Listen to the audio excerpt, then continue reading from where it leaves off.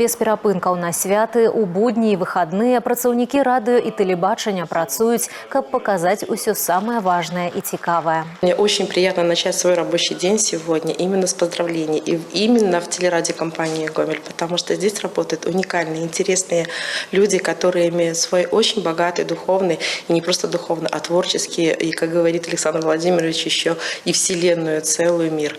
Вы умеете работать 24/7, и вы умеете понять, увидеть саму душу человека. В ваших руках находится судьба нашей Гомельщины, и в ваших руках находится сегодня судьба нашей Беларуси родной.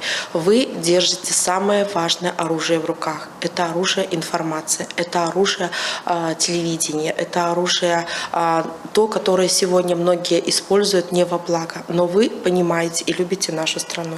Я хочу, чтобы вы по-прежнему жили той духовной, богатой, творческой жизнью, и чтобы именно вы понимали о том, что сегодня наша страна, наша Беларусь – это наша страна и наша родная земля. Урачысты сход у гонар прафесійнага свята прайшоў сёння ў тэлерадыёкампаніі «Гомель». Ганаровымі граматамі і падзякамі адзначана праца журналістаў, аператараў, гукарэжысёраў і супрацоўнікаў іншых падраздзяленняў.